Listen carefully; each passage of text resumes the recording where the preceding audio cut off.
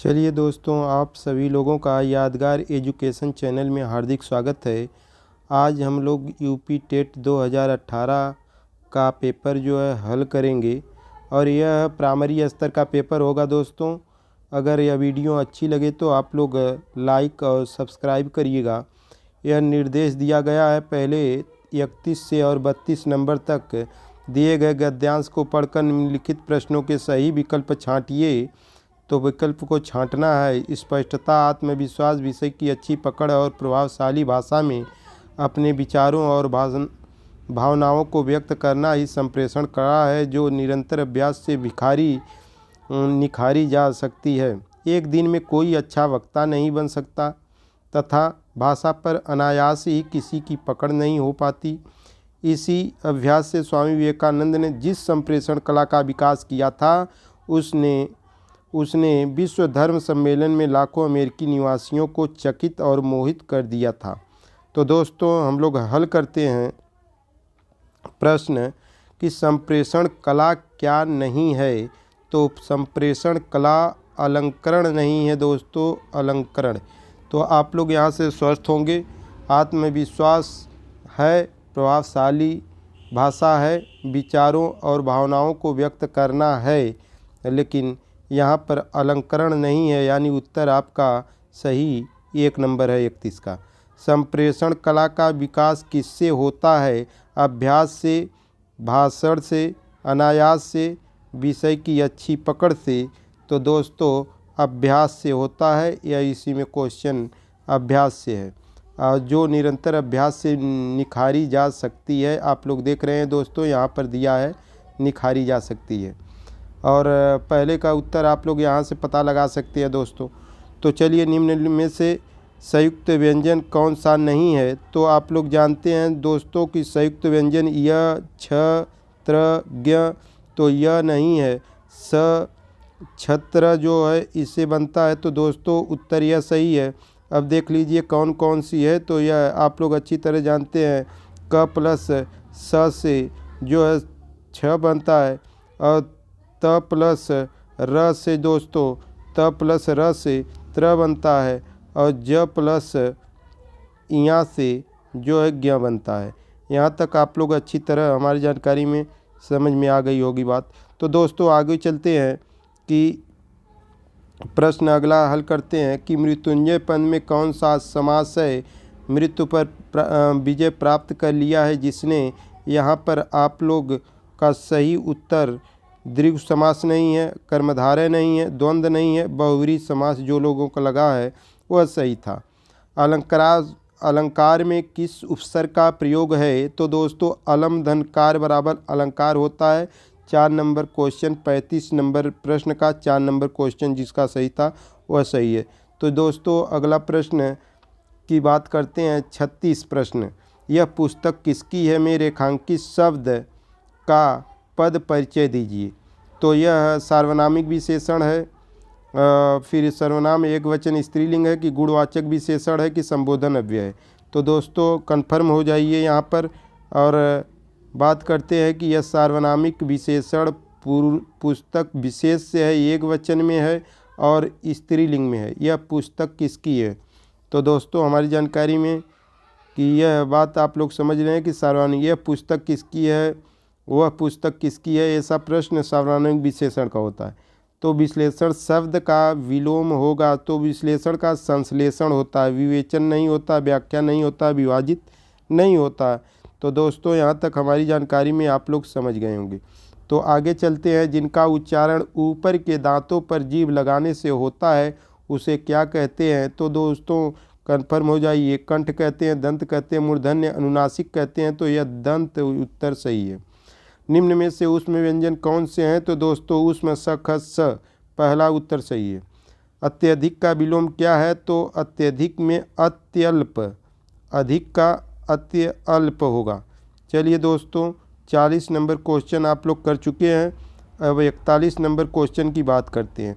रित का विलोम क्या है? रित का विलोम आप लोग अनिरित, वक्र, विकीर्ण, अनैक्य। तो अनिरित माने रित होता है। तो संकल्प इसका विलोम है, रित का अनिरित। संकल्प शब्द में उपसर्ग बताइए। तो सम है, शक है, सन है, संक है। तो दोस्तों सम धन कल्प बराबर संकल्प होता है। मुझसे खड़ा भी हुआ नहीं जाता 40 नंबर क्वेश्चन है। इस वाक्य का वाच्य होगा तो मुझसे खड़ा नहीं हुआ जाता, मुझसे बैठा नहीं जाता, मुझसे सोया नहीं जाता।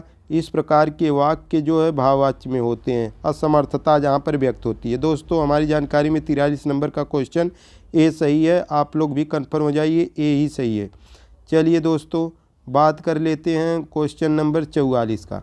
44 में क्या पूछा है, तद्भव और उसके तत्सम का कौन सा मेल गलत पूछा है। तो दोस्तों आप लोगों से यह प्रश्न विवाद में भी था, यह प्रश्न विवाद में था कि तद्भव और उसके, तो कुछ लोग लुनाई लगाए थे लावण्यता और कुछ लोग आयुष आदेश लगाए थे। तो सही उत्तर इसका जो है दोस्तों बताना चाहेंगे कि सही उत्तर यह था कि तत्सम और तद्भव का गलत है। तो आयुष और आदेश, कुछ लोग लुनाई भी लगाए थे और लावण्यता भी लगाए थे। चलिए दोस्तों 45 नंबर क्वेश्चन हल करते हैं। लेखक और उनकी रचना का कौन सा जोड़ा गलत है। गलत पूछा है दोस्तों, कौन सा गलत है, इसका मतलब कि 3 सही हैं। तो दोस्तों बात करते हैं हम लोग कि यह जोड़ा सही है। यह रसग संस्कृत के 4 अध्याय रामधारी सिंह दिनकर का सही है। रसग रंजन आचार्य महावीर प्रसाद जी का यह भी सही है। स्कंद गुप्त लक्ष्मी नारायण मिश्र का यह गलत दोस्तों है। तो यह उत्तर आप लोगों को जोड़ा गलत ही छांटना था। अशोक के फूल आचार्य हजारी प्रसाद द्विवेदी का है। तो जो लोग उत्तर लगाए थे स्कंदगुप्त, उन लोगों का सही है। स्कंदगुप्त जो लोग लगाए थे उनका उत्तर सही है। चलिए दोस्तों आगे बात कर लेते हैं कि प्रश्न नंबर अगले की कि यानी 46 नंबर अगले प्रश्न की बात करते हैं दोस्तों। 46 नंबर, तो कवि और उसकी रचना का कौन सा जोड़ा सही नहीं है। तो कवि और उसकी रचना का जोड़ा सही यहाँ पर ढूंढना था दोस्तों। तो देख लीजिएगा कि शिवराज भूषण है, शब्द रसाल देव है, परिमल सूर्यकांत त्रिपाठी निराला है, उद्धव शतक भारतेंदु जी का नहीं है। तो दोस्तों यह उत्तर सही है 4 नंबर, 46 का 4 नंबर। लेखक और उनकी कृत के युग में कौन सा युग्म गलत है। फिर आपको युग्म गलत वाला उत्तर चुनना है दोस्तों। तो यहाँ पर आप लोगों से बताएंगे बोलगा से गंगा राहुल सत्कतायन का है सही है। सूरज का 7वां घोड़ा धर्मवीर भारती का सही है। आर्यों का आदिदेश डॉक्टर संपूर्णानंद का है, यह भी सही है। लेकिन नंबर 4 दोस्तों दर्शन दिग्दर्शन रामचंद्र शुक्ल का नहीं है। तो कौन सा जोड़ा युग्म गलत है, तो गलत चुनना था। तो चलिए दोस्तों अगली बात हम लोग करते हैं क्वेश्चन नंबर 48 का। विराम चिन्ह की दृष्टि से कौन सा वाक्य शुद्ध है, इसकी बात कर लेते हैं हम लोग। तो विराम चिन्ह की दृष्टि से कौन सा वाक्य अशुद्ध है, अशुद्ध वाक्य चुनना है। वह ईमानदार, परिश्रमी, कर्मठ और मृदुभाषी है, सही है। उसके पास धन वैभव नौकर चाकर आदि सभी कुछ था, सही है। हाँ मेरा यही विचार है दोस्तों, जो लोग यह उत्तर लगाए थे हाँ मेरा यही विचार है, यह गलत है, अशुद्ध है। तो यह उत्तर आप लोगों का सही होगा। कौन सा शब्द भिन्न अर्थ और प्रकृति का है। तो दोस्तों चिरंतर, शाश्वत, सनातन, अधुनातन जो लोग लगाए हैं दोस्तों, यह उत्तर आप लोगों का सही है। तो अर्वाचीन शब्द का विलोम कौन सा, प्राचीन है, अद्यतन है, अधुनातन है, सनातन है। तो दोस्तों आप लोगों का सही उत्तर अर्वाचीन का विलोम प्राचीन होता है। कन्फर्म है दोस्तों आप लोग। चलिए अगले प्रश्न की बात हम लोग करते हैं। अगले प्रश्न यानी 51 नंबर क्वेश्चन की बात करते हैं हम लोग कि 51 में क्या पूछा है, व्याकरण की दृष्टि से कौन सा शब्द अशुद्ध है। तो दोस्तों व्याकरण की दृष्टि से गृहिणी, विरहिणी, गृहिणी, विभीषण, जगतगुरु। तो विरहिणी जो लिखा है यह दोस्तों आप लोगों का, जो लोग विरहिणी लगाए हैं तो दोस्तों यह अशुद्ध है, विरहिणी। निम्न में से कौन सा युग्म गलत है। लूटिया डूबना, सारा काम चौपट होना, सब जवाब दिखलवाना, हरा भरा करना, मुट्ठी गर्म करना, रिश्वत देना, माई का लाल, सासी व्यक्ति। तो दोस्तों इसमें हम बताना चाहेंगे कि शब्द बाग दिखलाना, हरा भरा करना, यह आप लोगों का गलत है। तो चलिए अगला प्रश्न 53 नंबर मेरी भव आधा हरो राधा नागरिशो जातन की झाई पर श्याम हरि दुति हो, उपयुक्त दोहे में से कौन सा अलंकार है? अन्योक्ति यमक श्लेष रूपक। तो दोस्तों आप लोगों से बताना चाहेंगे, इसमें दो दो उत्तर एग्जामिनर के द्वारा दिए गए थे कि यह श्लेष और रूपक जो लोग लगाए थे, दोनों में इन लोगों को अंक मिला था। तो दोस्तों आगे बात कर लेते हैं, यह गौशाला में कौन सा समास है? गायों के लिए शाला, तो के लिए शाला यहाँ पर आप लोग समझ सकते हैं दोस्तों कि यह कौन सा सही है। के लिए का मतलब कि आपादान तत्पुरुष समास संप्रदान तत्पुरुष समास होता है, तो यह तत्पुरुष समास है। देशभक्ति में कौन सा समास है? देश के लिए भक्ति, इसमें भी तत्पुरुष समास है। चलिए दोस्तों 55 नंबर का क्वेश्चन 3 है। आगे बात करते हैं कि दोस्तों प्रागैतिहासिक में किस उपसर्ग का प्रयोग है? तो दोस्तों यह सरल सा प्रश्न है, तो प्राक धन ऐतिहासिक बराबर प्राक ऐतिहासिक। तुलसीदास किस की कविता है? तुलसीदास दोस्तों मुक्तिबोध का है, अज्ञे का, हरिवंश राय बच्चन का, सूर्यकांत त्रिपाठी का। तो आप लोगों का सही उत्तर है सूर्यकांत त्रिपाठी निराला का। चलिए दोस्तों 58 नंबर क्वेश्चन का उत्तर हम लोग देखते हैं, बहिष्कार का संधि विच्छेद क्या होगा? तो दोस्तों यह सरल सा प्रश्न है, वही धनकार बराबर बहिष्कार होता है। तो वही कहाँ पर लिखा है दोस्तों? 3 नंबर क्वेश्चन जो लोग लगाए थे वह सही है। वैदेही वनवास किसकी रचना है? तो वैदेही वनवास सरल सा क्वेश्चन है। यह दोस्तों आप लोगों से बताना चाहेंगे कि अयोध्या सिंह उपाध्याय हरिओध जी की रचना है। किसकी रचना है? अयोध्या सिंह उपाध्याय हरिओध जी की रचना है। तो दोस्तों आगे और बात कर लेते हैं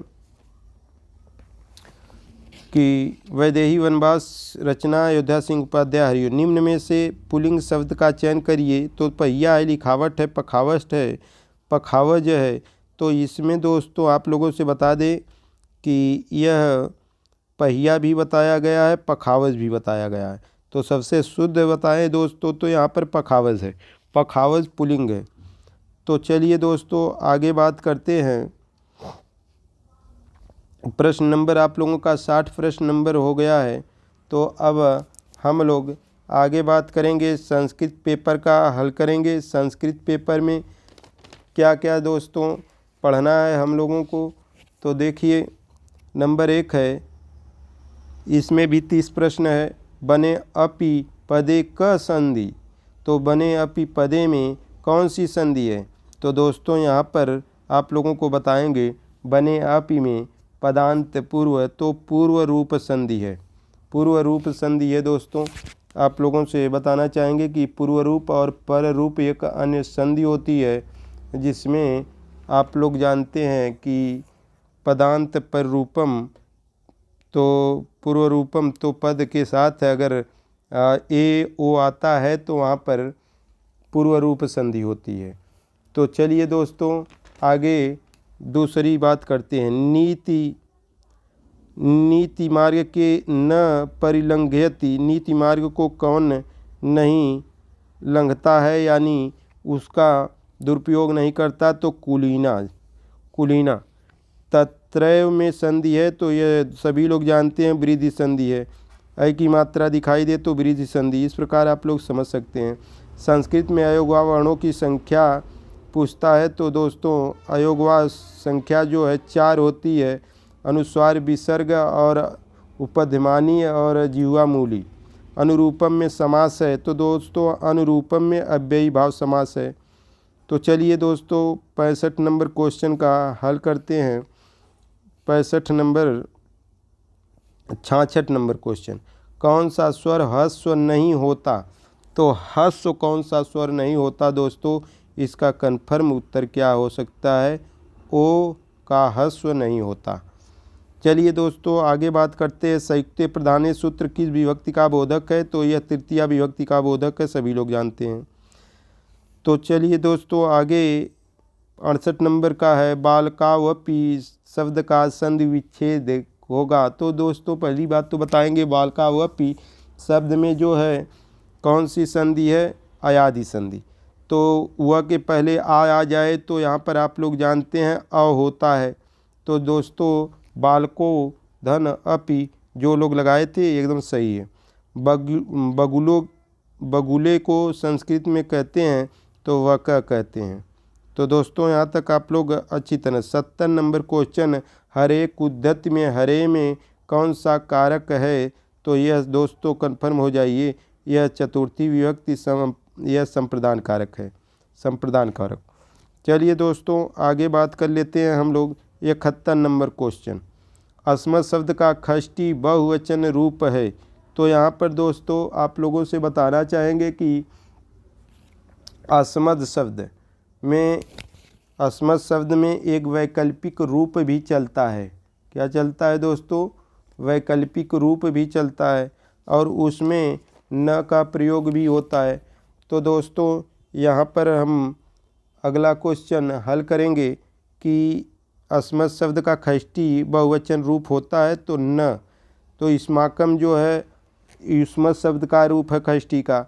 मम आप लोग देख रहे हैं कि सप्तमी का है, तो जो देख रहे हैं तो यह दोस्तों इस प्रकार आप लोगों का सही उत्तर न होगा। रमा शब्द का चतुर्थी एक वचन में रूप होगा रमाए स्त्रीलिंग में। पितृ शब्द का सप्तमी, यहाँ पर देखिए दोस्तों पितृ शब्द का सप्तमी एक वचन का रूप है पितरी। कन्फर्म हो जाइए दोस्तों कि पितरी होता है, पितरी। इक प्रत्याहार के अंतर्गत वर्ण आते हैं। तो इक में जो है ई उ री ली, ई उ री ली। तो दोस्तों ई उ री ली कहाँ पर है, तीसरे नंबर पे। इक एक प्रत्याहार है। तो दोस्तों आगे बात कर लेते हैं 75 नंबर क्वेश्चन का। मास्टर सूत्रों की संख्या यह तो साधारण सी बात है कि 14 होती है। चलिए दोस्तों 76 नंबर क्वेश्चन की बात करते हैं हम लोग।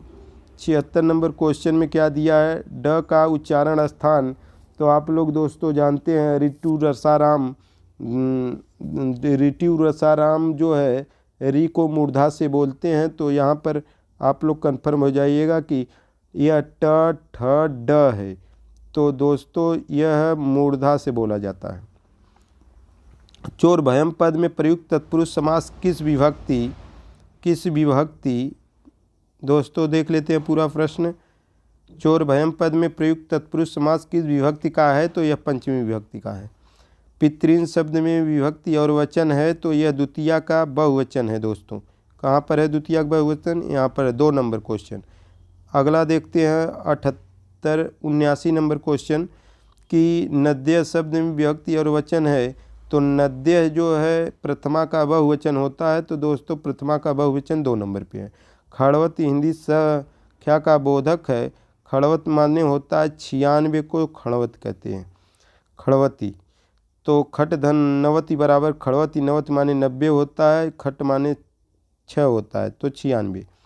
चलिए दोस्तों 81 का हम लोग हल करते हैं। भवत क्रियापद में प्रयुक्त लकार पुरुष और वचन है। तो भवत शब्द में पुरुष लकार और वचन की बात किया है। तो दोस्तों आप लोग बताइए कि भवत शब्द में क्या होगा। यह लोट लकार मध्यम पुरुष बहुवचन है। तो यह क्या है दोस्तों, लोट लकार मध्यम पुरुष बहुवचन। आप लोग जानते हैं भवतु भवताम भवन्तु, भव भवतम भवत, भवानी भवा भवाम। तो दोस्तों यह पूछा है कि भवत, तो भवतु भवताम भवन्तु, भव भवतम भवत। तो मध्यम पुरुष बहुवचन का सर्वनाम शब्द नहीं है। तो यहाँ पर आप लोग अच्छी तरह जानते हैं दोस्तों युवम तव अपि तस्मय। तो दोस्तों कौन सा नहीं है, अपि शब्द नहीं है। अपि क्या है दोस्तों, अव्यय है। स्वस्ति स्वाहा अलम वसट योगाश्च पद के योग में प्रयोग की जाने वाली विभक्ति है। तो स्वस्थ के योग में कौन सी विभक्ति होती है दोस्तों, चतुर्थी। चलिए दोस्तों आगे बात कर लेते हैं हम लोग। कादम्बरी ग्रंथ के रचनाकार एकदम सरल सा प्रश्न है दोस्तों, यह बाणभट्ट जी हैं। महाकवि कालिदास द्वारा विरचित नाटक है। तो यह आप लोग जानते हैं मालविकाग्नि मित्रम है। अभिज्ञान शाकुंतलम भी होता है। तो यहाँ पर मालविकाग्निमित्रम, अभिज्ञान शाकुंतलम और विक्रमोर्वशीयम, ये 3 क्या है दोस्तों, कालिदास के नाटक है। रघुवंशम महाकाव्य है, कुमार संभवम महाकाव्य है, मेघदूतम एक दूत काव्य है। चलिए दोस्तों आगे बात करते हैं कि 86 नंबर क्वेश्चन की बात कर लेते हैं। व्यंजन संधि का उदाहरण है। तो व्यंजन में आप लोग देखते हैं साधुधन उक्तम बराबर साधुक्तम होता है, यह दीर्घ संधि है। तो दीर्घ संधि यह है। तो दोस्तों पावक पवधन पवधन अक बराबर पावक होता है। यह सतधन जन बराबर सज्जन होता है। जलौघ जलधन औघ बराबर जलौघ, यह पहला दीर्घ संधि, दूसरा अयादि संधि, तीसरा व्यंजन संधि और चौथा जो है वृद्धि संधि। तो व्यंजन संधि पूछा है तो तीसरा उत्तर सही है इसका। उत्तम पुरुष से संबंधित सर्वनाम शब्द है। उत्तम पुरुष जानते हैं आप लोग दोस्तों, अहम आवाम वयम होता है, तो वयम यहाँ पर सीधा दिया है तो इसको लगा देंगे। चलिए दोस्तों अगली बात करते हैं हम लोग 88 नंबर क्वेश्चन का, कि घ्री धातु में कतिन प्रत्यय का योग करने पर रूप बनता है। तो यह कितिन एक स्त्रीलिंग प्रत्यय है, तो यह घृति दोस्तों जो लोग लगाए होंगे वह सही है। छंदानुगत शिक्षण प्रणाली होती है, तो यह पद्य में होती है। शुद्ध वाक्य है, तो शुद्ध वाक्य आपको चुनना है। लास्ट प्रश्न आप लोगों का है, तो दोस्तों आप लोग बताइए कि कौन सा शुद्ध वाक्य है, कौन सा शुद्ध वाक्य है। तो देखिए दोस्तों यहाँ पर आप लोग शुद्ध वाक्य में क्या लगाएंगे। शुद्ध वाक्य में तो हम गृहम गच्छसि, कर्ता जो है यह आप लोग मध्यम पुरुष एक वचन का है, तो क्रिया भी मध्यम पुरुष एक वचन का है। यह गलत कहाँ से हो गया है दोस्तों, स गृहम गच्छसि, यह नहीं होना चाहिए, गच्छति होना चाहिए। तो हम गृहम गच्छति नहीं गच्छसि होना चाहिए, अहम गृहम गच्छामि होना चाहिए। तो शुद्ध क्या है, तो हम गृहम गच्छसि। तो दोस्तों अगर यह वीडियो आप लोगों को अच्छी लगे तो लाइक करिएगा, सब्सक्राइब करिएगा, और अगली वीडियो आप लोगों का टेट का पेपर आने वाला है और आपको सीरियल वाइज दोस्तों मिलता रहेगा। तो दोस्तों तब के लिए अब तक जो भी वीडियो मिली होगी तो दोस्तों थोड़ा क्वालिटी बढ़ा लीजिएगा, और सब कुछ आपको यहाँ से हर पेपर आपको मिलता रहेगा और आपके बहुत काम आएगा। कहाँ कहाँ से प्रश्न आते हैं, कैसे आते हैं, कितने समास आते हैं, कितने धातु रूप आते हैं, शब्द रूप आते हैं, यह सब चीज़ें आपको ज्ञान यहाँ से मिलता रहेगा। तो दोस्तों यादगार एजुकेशन चैनल में आप सभी साथियों का हार्दिक स्वागत है, और कुछ भी अगर ज्ञान मिले तो दोस्तों को यहाँ शेयर करिएगा दोस्तों। तब तक के लिए नमस्कार, फिर मिलते हैं।